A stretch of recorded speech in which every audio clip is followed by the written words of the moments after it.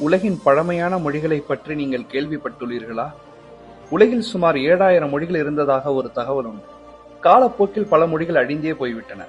இதில் இதுவரை பேசிக் கொண்டிருக்கிற பழமையான மொழிகள் என்ற அடிப்படையில் வேர்ல்ட் பிளேஸ் இணையத்தில் உலகின் முதல் பழமையான 10 மொழிகளை பட்டியலிட்டிருக்கிறார்கள்.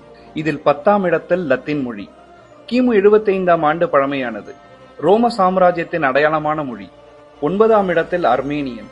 கிமு 450 ஆண்டுகளில் தோன்றிய இந்தோ ஐரோப்பிய மொழி இது. 8ஆம் இடத்தில் கொரியன். கிமு 600களில் தோன்றிய மொழி. 7ஆம் இடத்தில் ஹெப்ரியூ. கிமு 1000 ஆண்டுகள் பழமையான மொழி. இது இஸ்ரேலின் பாரம்பரிய மொழி. 6ஆம் இடத்தில் அரமிக். கிமு 1000 ஆண்டுகளுக்கு பழமையானது. அரபி எப்ரிய மொழிகளின் அடிவேரான மொழி. 5ஆம் இடத்தில் சீன மொழி. கிமு 1200இல் தோன்றிய உலகின் மிக பழமையான எழுத்து மொழிகளில் ஒன்று. 4ஆம் இடத்தில் கிரேக்க மொழி. கிமு 1450 ஆண்டுகளில் கிரேக்கத்திலும் அதை சுற்றியுள்ள பகுதிகளிலும் உருவானது. அறிவியல் மற்றும் தத்துவ மொழியின் ஆரம்பம் இதுவே. 3ஆம் இடத்தில் எகிப்திய மொழி.